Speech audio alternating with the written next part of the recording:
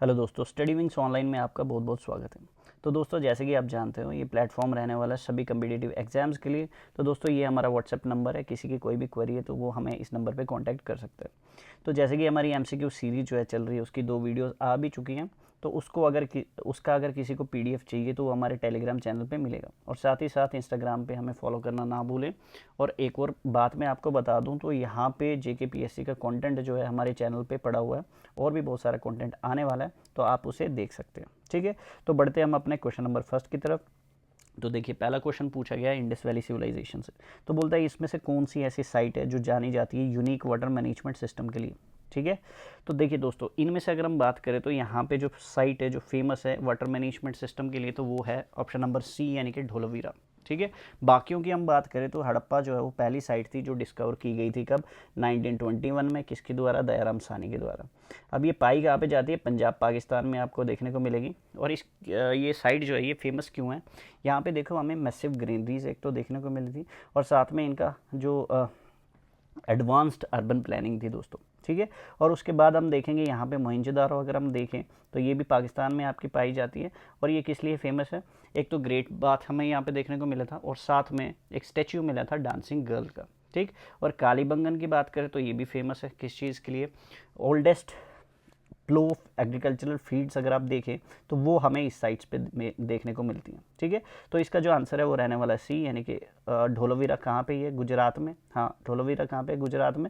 और कालीबंगन आपको दिखेगी राजस्थान में। ठीक है, तो बोलता है ये किस लिए जानी जाती है? सोफिस्टिकेटेड वाटर मैनेजमेंट सिस्टम के लिए ही जानी जाती है। ठीक है, तो नेक्स्ट हम बात करते हैं यहाँ पे। नेक्स्ट हमारा क्वेश्चन जो है ये भी आपको एंशिएंट हिस्ट्री से देखने को मिलेगा।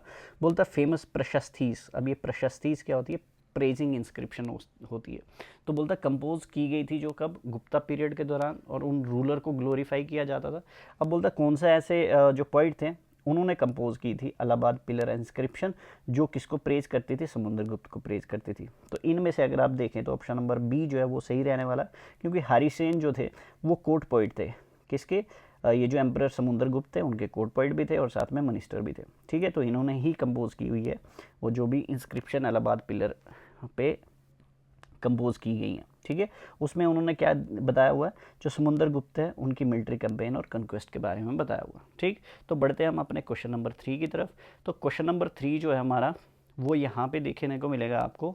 ये अब देखने को मिलेगा मॉडर्न हिस्ट्री से। बोलता है इंडियन फ्रीडम स्ट्रगल के दौरान जो बटलर कमेटी जो थी अपॉइंट की गई थी 1927 में, तो उसका क्या मोटिव था, क्या मैंडेट था, उसका प्राइमरी मैंडेट क्या था? तो देखिए दोस्तों, ये जो बटलर कमेटी थी इसका ऑप्शन नंबर बी जो है वो सही आंसर है।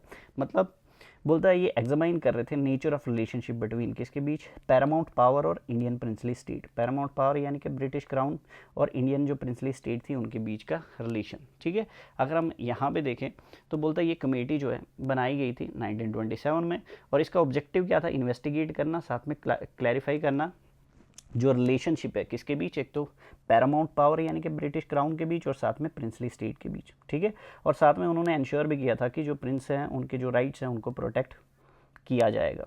ठीक है, तो नेक्स्ट क्वेश्चन जो है हमारा बनता है मॉडर्न हिस्ट्री से ही बनता है। अब देखिए ये क्या है? अनुशीलन समिति। बोलता है इनमें से ऐसे कौन से लीडर थे जिन्होंने अनुशीलन समिति जो कलकत्ता में फॉर्म हुई थी कब? 1902 में, उसको एस्टैब्लिश किया था। ठीक है, अब ये प्रमोट क्या करती थी? Revolutionary activities. तो इनमें से कौन है दोस्तों? ऑप्शन नंबर ए आपका सही रहेगा, यानी कि बरिंद्र कुमार घोष जो अरबिंदो घोष के भाई थे, और साथ में जितेंद्र नाथ बनर्जी। ठीक है, इनके अलावा और भी लीडर थे, जैसे आपको पी मित्रा देखने को मिलते हैं, पी मित्रा, और साथ में सुभाष चंद्र बासु। ठीक है, सुभाष चंद्र बासु ये भी एसोसिएटेड थे इसी अनुशीलन कमेटी के साथ। ठीक है, तो यहाँ पे आपको देखने को मिलेगा ये फाउंड की गई थी कलकत्ता में 1902 में। यहाँ पे एक प्राइमरी फिगर जो है, इसके प्रेसिडेंट भी रह चुके थे, कौन? पी मित्रा। ठीक है, और साथ में बोलता है बरिंद्र कुमार घोष आपको देखेंगे, अरबिंदो घोष के भाई, और जितेंद्र नाथ भी आपको देखेंगे, उन्होंने भी इसको ज्वाइन किया था। ठीक है, तो नेक्स्ट क्वेश्चन की तरफ हम बढ़ते हैं। नेक्स्ट क्वेश्चन के कहाँ से रिलेटेड? हमारा ज्योग्राफी से। बोलता फल घाट की यहाँ पे बात की गई है। तो दोस्तों पिछली वीडियोस में मैंने आपको बताया भी था 3 पासेस के बारे में, जब वेस्टर्न घाट की बात हो रही थी। तो ये हमारे वेस्टर्न घाट है। तो मैंने कहा था कि आपको इनमें 3 पासेस देखने को मिलेंगे। एक तो यहाँ पे थल घाट आपको देखने को मिलेगा, और साथ में भोर घाट आपको देखने को मिलेगा। ये दोनों के दोनों आपको महाराष्ट्र में देखने को मिलेंगे, और केरला में आपको देखने को मिलेगा कौन सा? फल फल गार्ड आपको कहाँ पे देखने को मिलेगा, केरला में। तो बोलता है ऐसा ये जो फल गार्ड है एक मेजर ब्रेक है वेस्टर्न घाट्स जो माउंटेन रेंज है उनके बीच, और बोलता है ये कनेक्ट करता है कौन सी स्टेट। तो यहाँ पे हमारा सही ऑप्शन रहने वाला है ऑप्शन नंबर सी, यानी कि केरला और तमिलनाडु को। ठीक है, तो देखिए ये क्या करता है, ये कोयम्बटूर तमिलनाडु और पलक्कड़ जो है केरला में उनको कनेक्ट करता है। ये फैसिलिटेट करता है ट्रांसपोर्ट और कम्युनिकेशन दोनों स्टेट्स के बीच। ठीक है, तो नेक्स्ट हम बात करते हैं यहाँ पे क्वेश्चन नंबर 6 की। तो यहाँ पे बोलता है कि which of the following island is separated from India's mainland by narrow Palk strait and Palk bay. बोलता है कौन सा, यहाँ पे देखिए आइलैंड की बात की गई है। अब देखिए यहाँ पे ये हमारा इंडिया है, इंडिया के नीचे आप देखोगे तो यहाँ पे एक आइलैंड कंट्री भी है जिसे हम श्रीलंका के नाम से जाना जाते हैं, और बीच में इन दोनों के बीच में एक छोटा सा आइलैंड है जिसे हम पंबन आइलैंड भी कहते हैं। ठीक है, अब ये जो पंबन आइलैंड है ये तमिलनाडु से 2 किलोमीटर की दूरी पे है, कहाँ पे, पलक स्ट्रेट में। अब पलक स्ट्रेट क्या है, एक छोटी सी स्ट्रेट क्या होता है, छोटी सी वाटर बॉडी जो दो बड़ी वाटर बॉडीज़ को क्या करती है, डिवाइड करती है या जोड़ती है। इस तरफ आपको बे ऑफ बंगाल दिखेगा, इस तरफ आपको इंडियन ओशन दिखेगा, बीच में पलक स्ट्रेट है और उसी पलक स्ट्रेट में आपको क्या दिखेगा, पंबन आइलैंड दिखेगा। ठीक है, तो ऑप्शन में दोस्तों अगर कभी पंबन आइलैंड हुआ तो पंबन आइलैंड इसका सही ऑप्शन रहेगा। हाँ, पंबन आइलैंड एक और बात बता दूं, ये इंडिया की ही टेरिटरी है।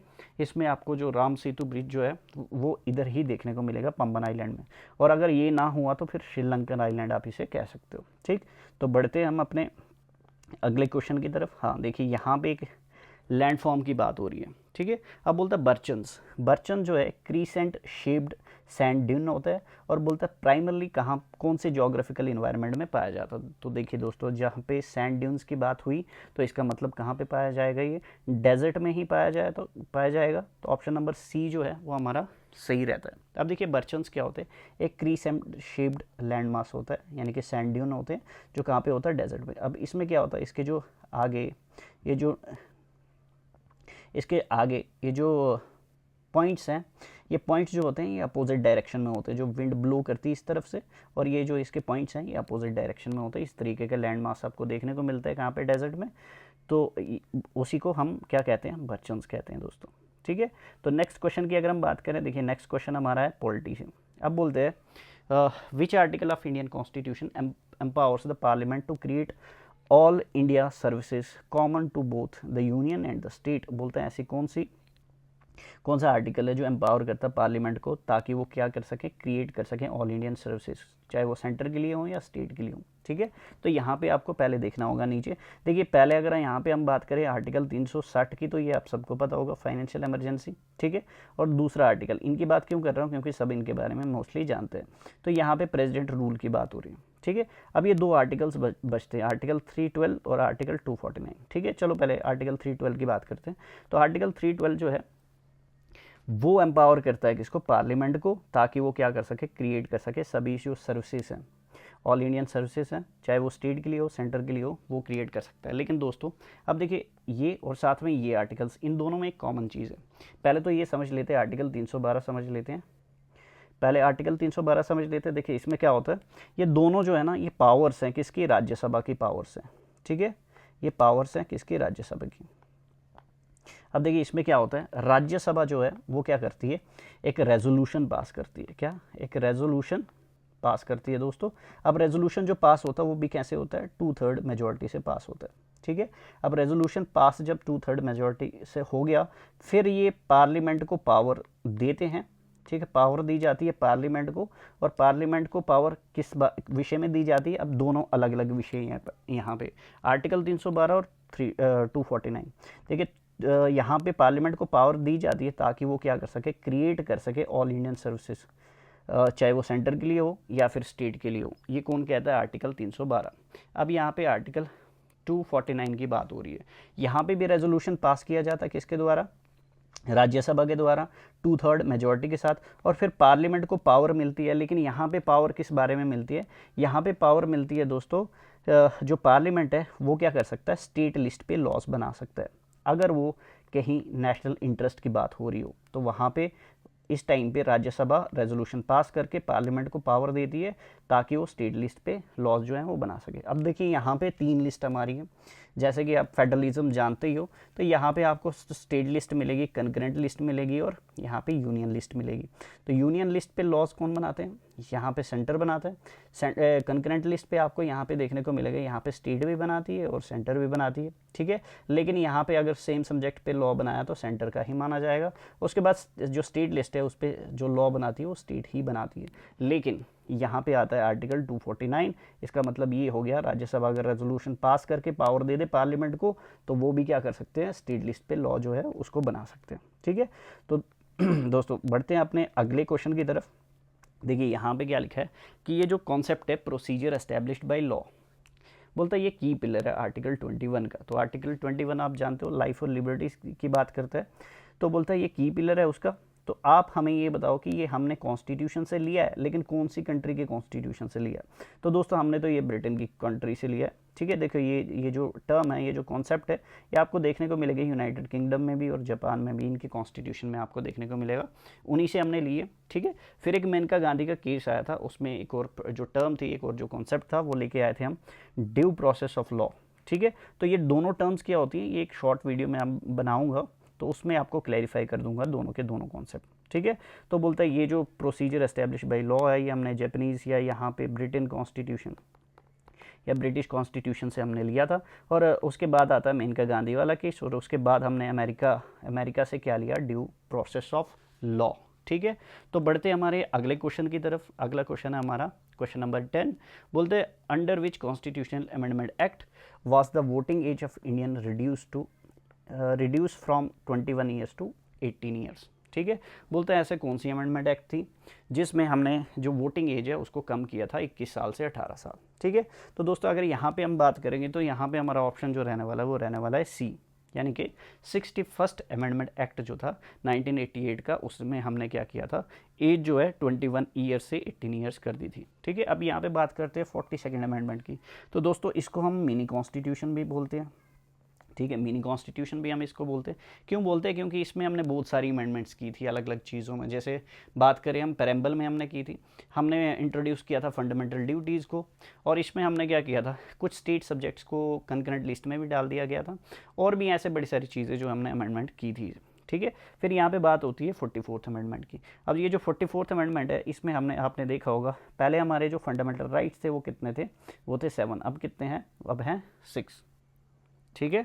तो इसमें क्या था, हमने क्या किया था, जो राइट टू प्रॉपर्टी है, राइट टू प्रॉपर्टी जो था हमारा, जो राइट टू प्रॉपर्टी था उसको क्या किया हमने, फंडामेंटल राइट से हटा के उसको लीगल राइट्स में डाल दिया गया था। कौन से आर्टिकल में, आर्टिकल 300A में उसको डाल दिया गया था, ठीक है। तो उसके बाद हम बात करते हैं 61, तो ये हमने अभी बात की, इसमें हमने क्या किया था, वोटिंग एज जो है उसको कम कर दिया गया था। फिर यहाँ पे बात आती है 86th अमेंडमेंट एक्ट की 2002 की। तो इसमें दोस्तों आपको पता होगा राइट टू एजुकेशन की बात होती है आर्टिकल 21A में। इसमें क्या किया था हमने, right to free and compulsory education up to the age of 14, और उसको हमने क्या किया था, फंडामेंटल राइट्स में डाल दिया गया था। पहले वो क्या था, वो DPSP में था, फिर उसको हमने क्या कहाँ पे डाला, फंडामेंटल राइट में डाल दिया, ठीक है दोस्तों। तो ये था आज का हमारा लास्ट क्वेश्चन। तो अगर आपको ये वीडियो को कंटेंट अच्छा लगता है, मे बी मेरा तरीका अच्छा नहीं है पढ़ाने का, बट अगर कंटेंट आपको अच्छा लगता है तो आप हमारे चैनल को लाइक कर सकते हैं, शेयर कर सकते हैं, सब्सक्राइब कर सकते हैं, ठीक है। तो आज के लिए इतने ही, धन्यवाद दोस्तों।